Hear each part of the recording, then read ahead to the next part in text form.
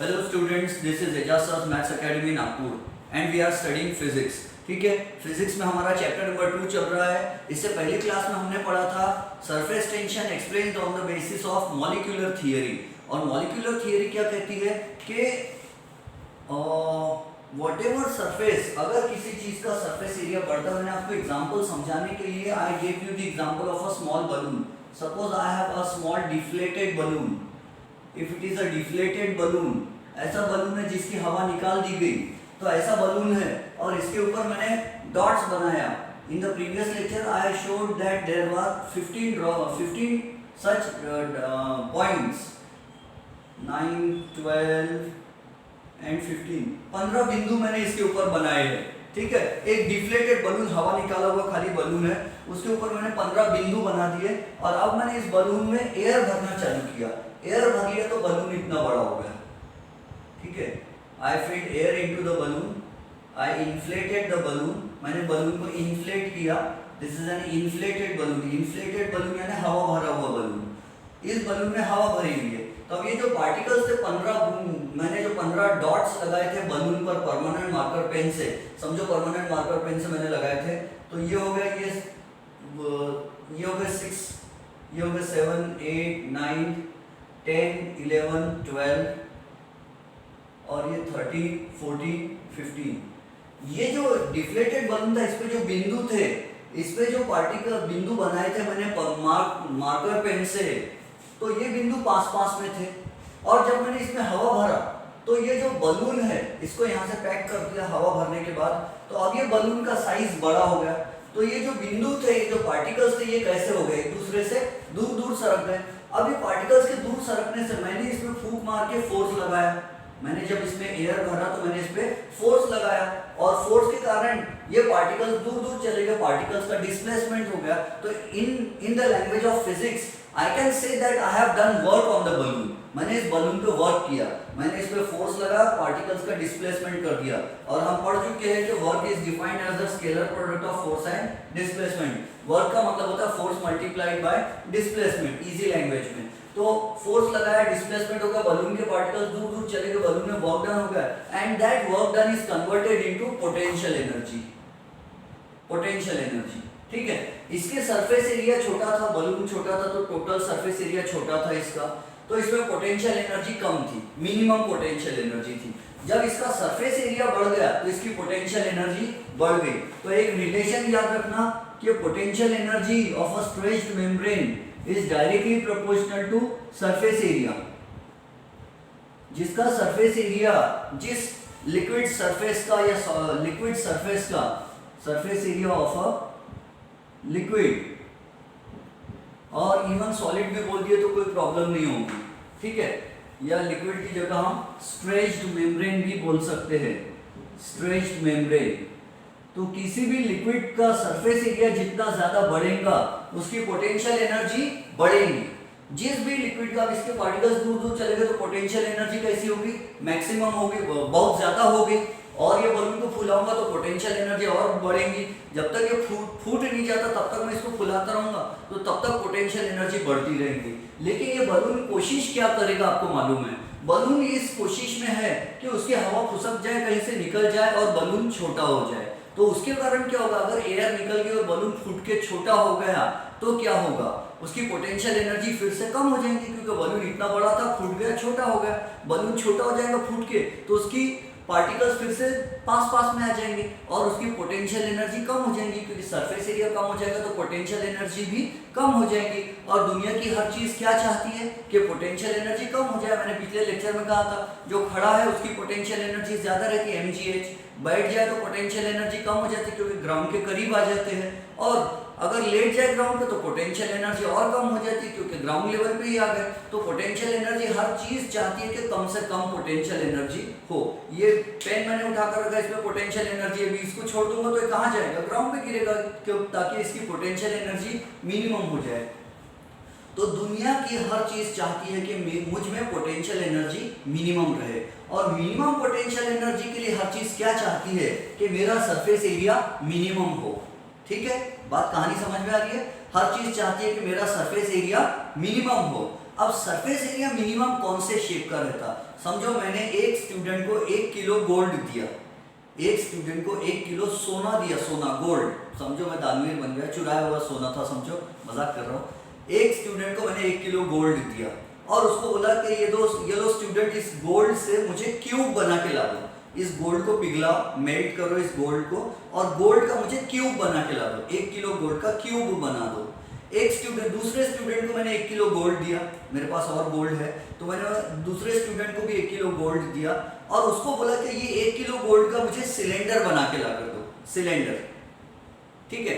तो 1 kilo gold का cube बना रहा है एक स्टूडेंट, दूसरा स्टूडेंट 1 किलो गोल्ड का क्यूब सिलेंडर बना के दे रहा है। तीसरा एक स्टूडेंट है, उसको कहा मैंने 1 किलो गोल्ड का मुझे पतली चपाती बना दो, पतली चपाती, लंबी बड़ी चौड़ी, बेल कर, वैसे भी गोल्ड मैलिएबल है, तो बहुत पतली चपाती बना के दे दो मुझे गोल्ड की, 1 किलो सोने की लंबी बड़ी चपाती बनाओ जिसका थिकनेस नेग्लिजिबल होना चाहिए। तो एक स्टूडेंट ने उसकी चपाती बना के लेके आ गई, ठीक है। और चौथे स्टूडेंट को मैंने 1 किलो गोल्ड दिया और उससे कहा कि मुझे स्फीयर बना के ला दो, स्फीयर, गोल, चेंडू, ball.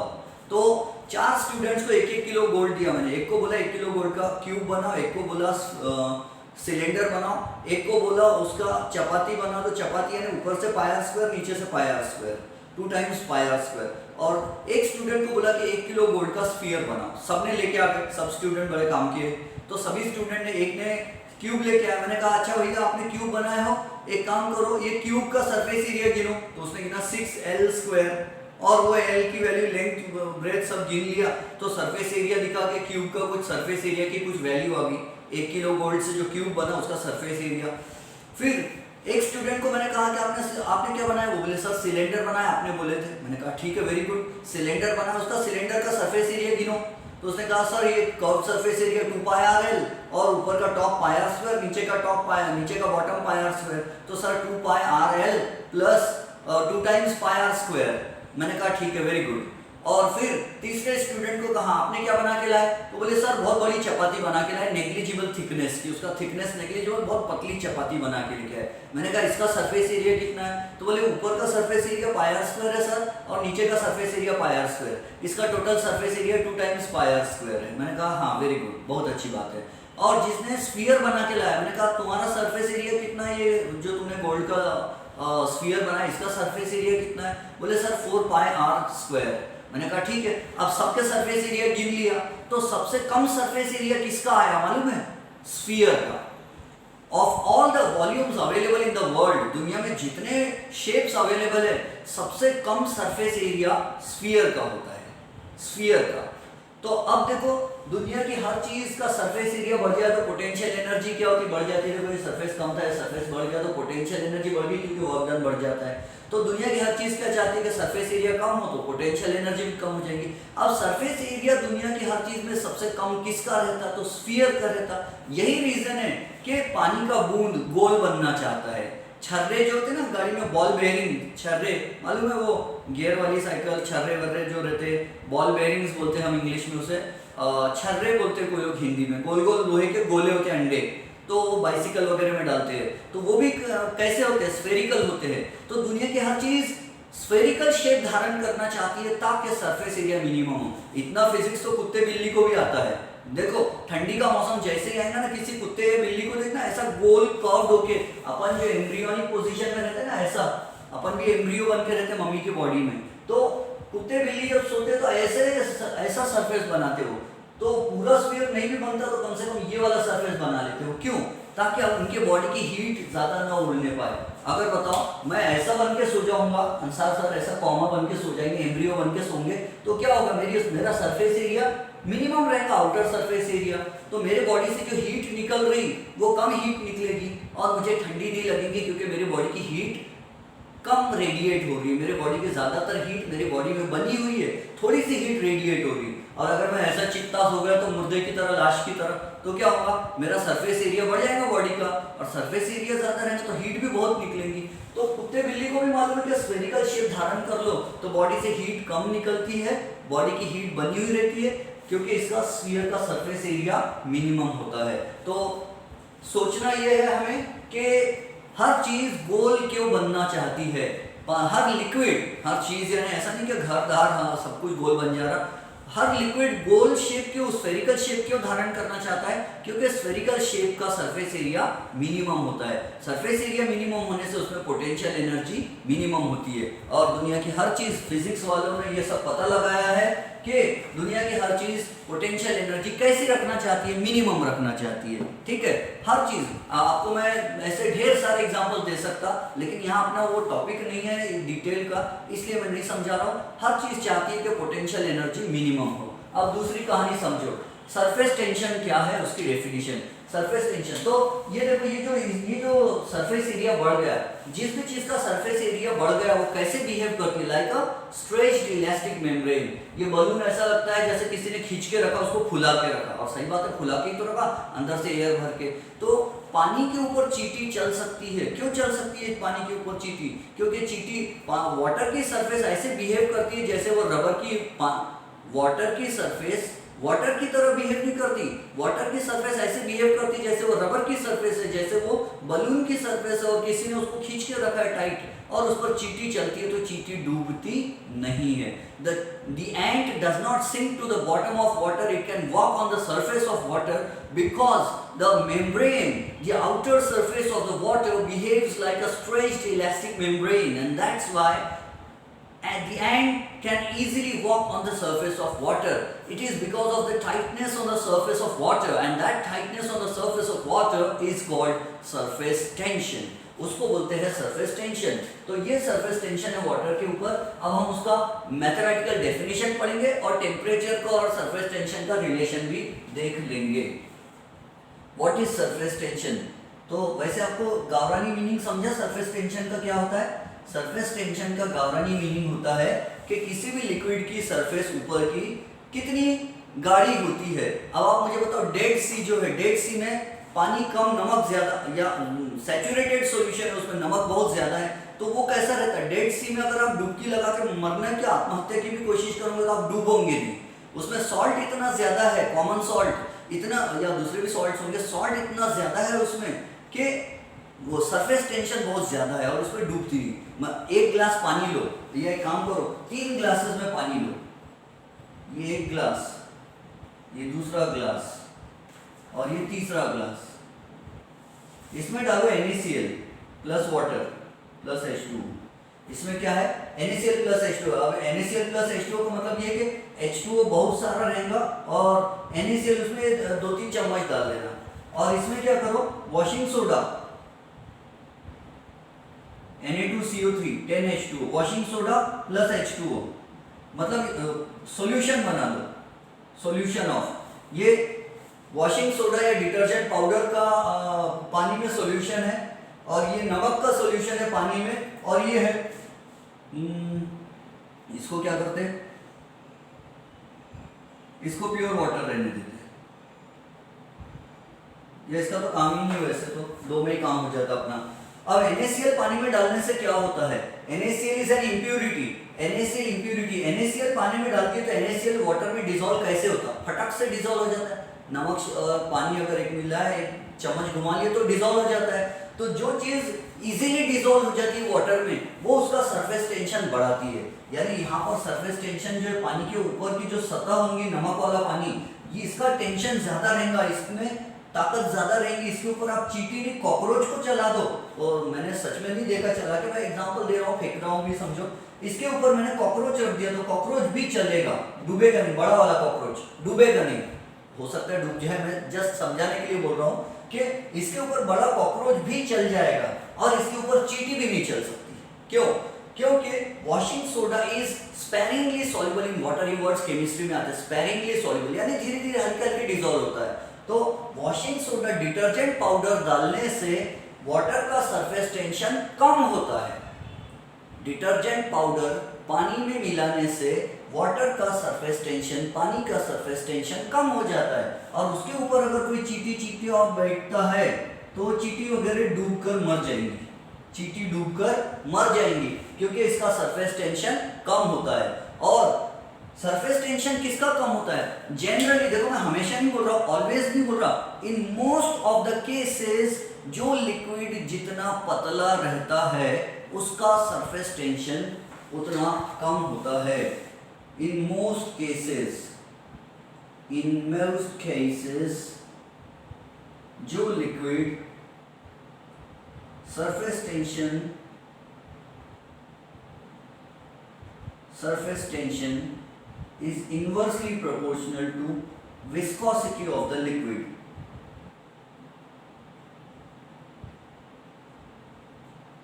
In most cases, surface tension is inversely proportional to viscosity of the liquid. What is viscosity? Viscosity का मतलब क्या होता है? Viscosity का मतलब होता है गाढ़ापन, जिसे हिंदी भाषा में पतला का ऑपोजिट गाढ़ा होता है ना, थिकनेस ऑफ अ लिक्विड। अब बताओ, जैम ज्यादा थिक होता है, जैम ज्यादा विस्कस होता है या मिट्टी का तेल? तो जैम ज्यादा थिक होता है, मिट्टी का तेल तो पतला होता है। थिकनेस ऑफ अ लिक्विड, गाढ़ापन समझे? गाढ़ा है ना, समझते आपको थिक। सो जो लिक्विड जितना पतला होता है, समझ जाओ, surface tension is directly proportional to पतलापन ऑफ अ लिक्विड। जिसका सरफेस टेंशन ज्यादा होगा,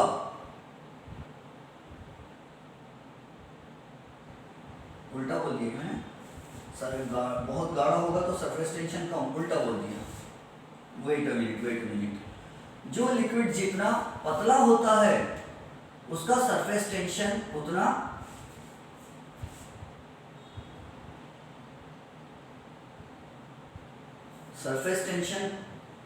कम होने से लिक्विड पतला हो जाता है।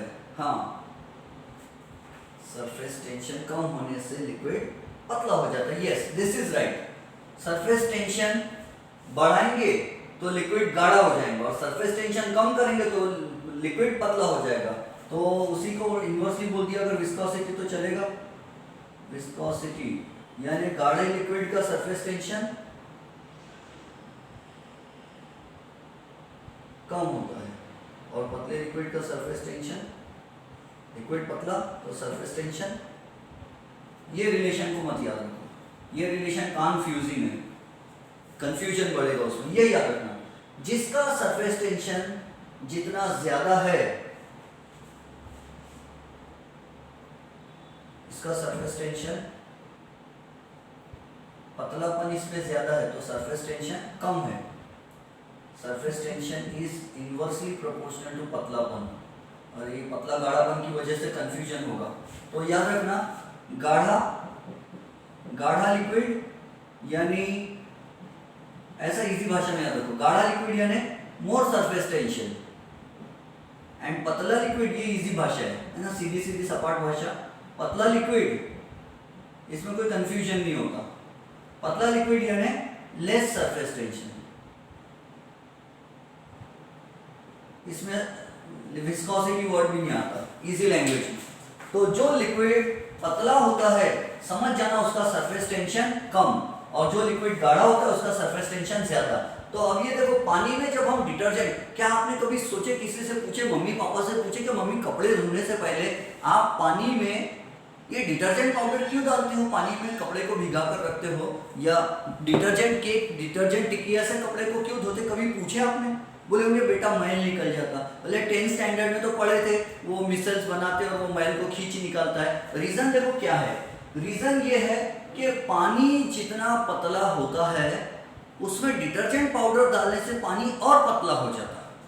पानी में डिटर्जेंट पाउडर डालने से पानी और पतला हो जाता, और जो चीज जितनी पतली रहती है वो उतने कपड़े के धागे के कोने कोने में जाके मैल को खींच निकाल सकती है। और कुएं का पानी जो होता है वो गाढ़ा पानी होता है, क्योंकि उसमें बहुत सारे सॉल्ट्स होते हैं। कुएं में क्या होता है, वाटर इवेपोरेट होते रहता, सॉल्ट जमा रहते, फ्लो नहीं होते इधर उधर। तो कुएं के पानी से कपड़े धोए तो कपड़े साफ नहीं निकलते, उसमें डिटर्जेंट पाउडर डालो और फिर कपड़े धो तो साफ निकल जाएंगे कपड़े। तो ये पानी कैसा हो गया, डिटर्जेंट सोडा मिलाने पर, डिटर्जेंट वॉशिंग सोडा मिलाने पर ये पानी पतला हो गया। पतले पानी में चींटी चल रही तो डूब जाएगी। और नमक मिलाने से पानी कैसा हो गया, गाढ़ा। नमक मिला, कॉमन सॉल्ट मिलाने से पानी गाढ़ा होता है, या जो भी सॉल्ट वाटर में इजीली डिसॉल्व होता है उससे पानी गाढ़ा होता है ना। और डिटर्जेंट पाउडर मिलाने से पानी पतला होता है। केरोसिन पानी से ज्यादा पतला है, केरोसिन पानी से ज्यादा पतला होता है, इसीलिए केरोसिन डाल देते हैं हम कूलर के टब में या घर के सामने कोई कीचड़ नाला नाली होंगी और उसमें स्टेगनेंट वाटर है, जमा रहता है, पानी बहता नहीं है, तो हम उसके ऊपर क्या करते हैं, केरोसिन डाल देते, मिट्टी का तेल डाल देते। तो वो मिट्टी का तेल डालने से क्या होता है, जैसे ही मच्छर वच्छर आके उस पर बैठते हैं पानी पर, उनको लगता है वाटर होगा, वाटर के ऊपर तो वाटर में तो इनफ सरफेस टेंशन होता है तो हम बैठ जाएंगे। लेकिन जैसे ही मच्छर बैठता है तो उसको लगता है अरे चाय लग काय झालं है, यहाँ तो चाय लाए, चाय पीने की बात कर रहे हैं, कुछ भी मत सोचा करो। तो चाय वो उसके ऊपर बैठ जाता है पानी नहीं समझ के मिट्टी के तेल पर। मिट्टी के तेल का सरफेस टेंशन कैसा है, बहुत कम है, क्योंकि मिट्टी का तेल तो पानी से भी ज्यादा पतला होता है और मिट्टी के तेल की डेंसिटी कम है, तो मिट्टी का तेल पानी के ऊपर लेयर बनाता। जैसे मच्छर बैठता तो मच्छर डूब के मर जाता है। इससे मॉस्किटो पॉपुलेशन कम हो जाती है और मलेरिया और डेंगू के चांसेस कम हो जाते हैं। चलो एक बात समझ रहे हो आप, तो वो सरफेस टेंशन जिसका ज्यादा है वो जनरली, ये हमेशा नहीं, ये मोस्ट केसेस में ऐसा होता है। इन मोस्ट केसेस गाढ़े लिक्विड का सरफेस टेंशन ज्यादा और पतले लिक्विड का सरफेस टेंशन कम। अब मुझे बताओ कि डेटॉल पानी से ज्यादा पतला होता होगा या पानी से ज्यादा गाढ़ा होता है? तो आंसर सुनो, Dettol and toothpaste has less surface tension, very little surface tension, has Dettol and toothpaste have minimum surface tension, minimum surface tension, hence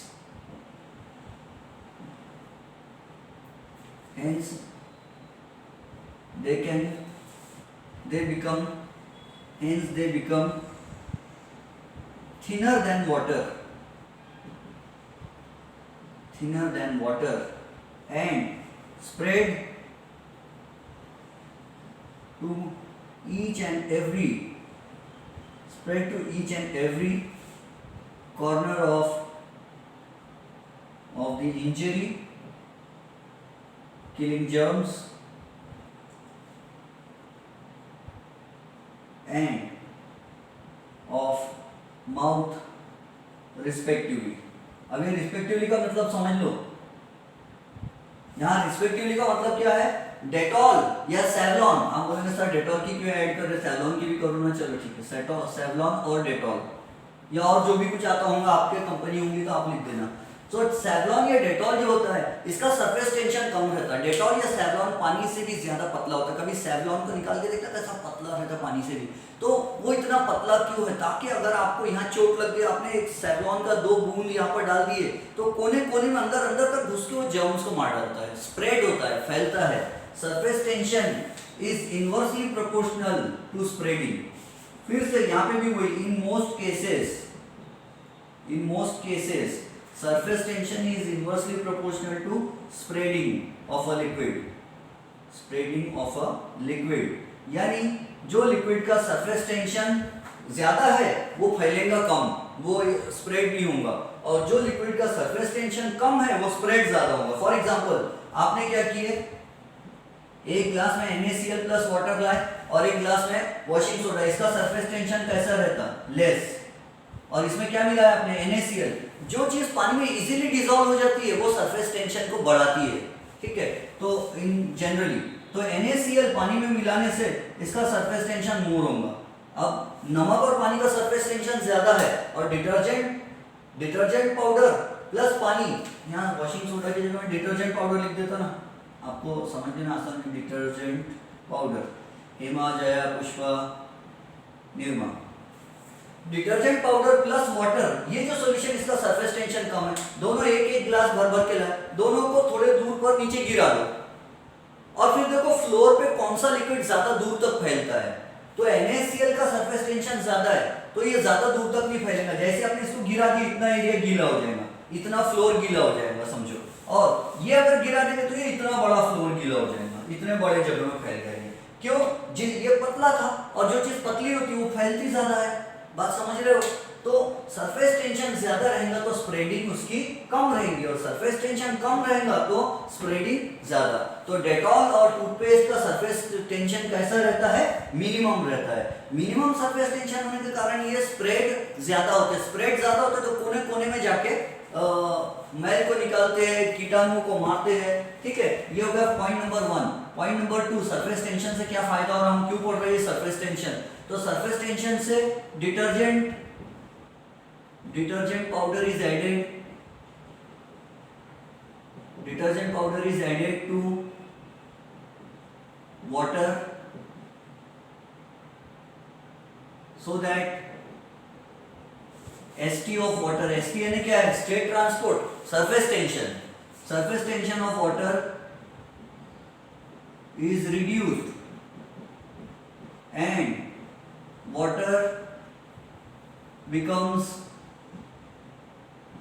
thinner and note कर लो, ये जो भी आपको चाहिए होगा इसमें से नोट कर लो, जो नहीं चाहिए होगा हटा दो। बलून हटा देता मैं, डिफ्लेटेड बलून भी हटा देते हैं। गाढ़ा वो सरफेस टेंशन, पतला ये सरफेस टेंशन हटा देता। फिर उसकी डेफिनेशन समझाऊंगा, पहले वो कॉन्सेप्ट क्या है ये समझ लो आप। Water becomes thinner and spreads to every thread of clothes, है ना? कपड़े के धागे होते हैं ना, ऐसा ताना बाना, जैसा हिंदी में उसको ताना बाना बोलते हैं। ऐसा कपड़ा ने ताना, ऐसा है बाना, ताना बाना। इंग्लिश में वॉप्स एंड वूप्स बोलते हैं उसको, लेकिन जाने दो, हम यहाँ इंग्लिश नहीं पढ़ रहे। तो it reduces surface tension, detergent डालने से सरफेस टेंशन कम हो जाता है। सरफेस टेंशन कम होने से कपड़ा पानी पतला हो जाता है और कपड़े के कोने कोने में जाके मैल को खींच निकालता है। 100 नींबुओं की शक्ति और क्या क्या आते हैं कपड़े वाली, वो सब होता है। ठीक है, सरफेस टेंशन से पता चल रहा फायदा क्या हो रहा। हाँ, फिर उसके बाद number 3, hot soup. Hot soup is tastier यानी आज की लैंग्वेज वालों को वो नहीं समझता, मोर टेस्टी बोलना पड़ेगा। Hot soup is tastier than cold soup because hot soup has less surface tension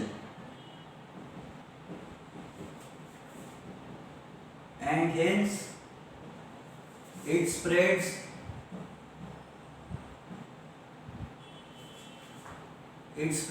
properly on the tongue।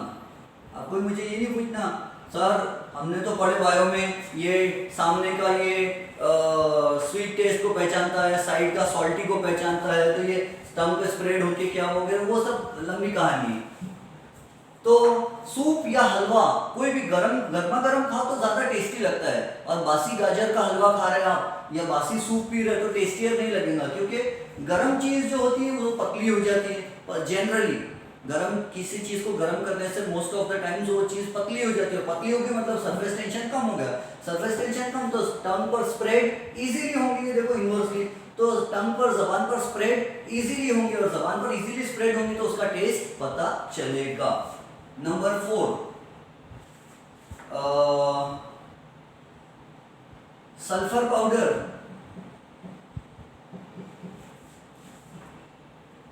Floats on the urine of a jaundice patient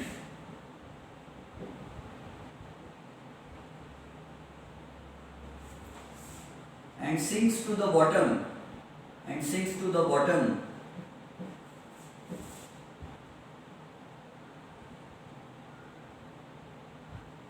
of the urine, sinks to the bottom of the urine of a normal patient. Hence, surface tension can be used as a test for jaundice. Jaundice में क्या होता है आपको मालूम है, पढ़े लिखे लोग हैं, बायो पढ़ते हो आप लोग, एक्सेसिव बाइल जूस बनता है उसमें, बहुत ज़्यादा बाइल जूस बनता है। बहुत ज़्यादा बाइल जूस बनने से सल्फर पाउडर उसके ऊपर तैरता है, ठीक है। सल्फर पाउडर तैर रहा है तो समझ लो ये जॉन्डिस वाले की यूरिन है, और सल्फर पाउडर डूब गया मतलब ये सल्फर पाउडर डूब गया मतलब समझ जाओ ये नॉर्मल पर्सन की यूरिन है, यानी जो बाइल जूस से सरफेस टेंशन बढ़ता है। उसके बाद पॉइंट नंबर और सरफेस टेंशन से हमारा फायदा क्या है, तो सरफेस टेंशन से फायदा क्या है, क्या है, क्या है, क्या है, बुक में नहीं दिया है शायद, मेरे ख्याल से अपनी जो न्यू बुक आई उसमें सरफेस टेंशन की applications are not given I think, but हमारे नॉलेज के लिए हमने पढ़ना ज़रूरी है। Applications of surface tension are not given in this book. They should have given, so that it's not given. Capillary action, capillary rise and fall using forces, capillarity की application दी है, surface tension की क्यों नहीं दी है? खैर जो भी बात हो, we know whatever we have studied. तो जॉन्डिस का हमको ये पता चल जाता है सरफेस टेंशन के कारण। तो डेटॉल, सैवलॉन, टूथपेस्ट का एग्जांपल पढ़ लिया हमने, डिटर्जेंट पाउडर का एग्जांपल पढ़ लिया हमने, 2 हो गए। तीसरा होगा hot soup is tastier than cold soup. चौथा हो गया सल्फर पाउडर से हमको पता चल जाता है, ठीक है। और मुझे सोचने दो सरफेस टेंशन का और कुछ यूज होता है क्या, जाने दो, अभी फिलहाल मेरे दिमाग में इतने ही आ रहे, टेक्स्ट बुक में तो दिया भी नहीं है, लेकिन हम इसलिए पढ़ रहे हैं कि सरफेस टेंशन है क्या चीज ये हमें क्लियर हो जाए, ठीक है। अब हम देखते हैं उसकी डेफिनेशन, डेफिनेशन एंड फॉर्मूले, ये हम देखते हैं नेक्स्ट लेक्चर में। डेफिनेशन ऑफ सरफेस टेंशन और उसके बहुत सारे फॉर्मूले, और कहाँ कौन सा फॉर्मूला एप्लीकेबल होगा we will see in the next lecture. Have a nice time, enjoy physics.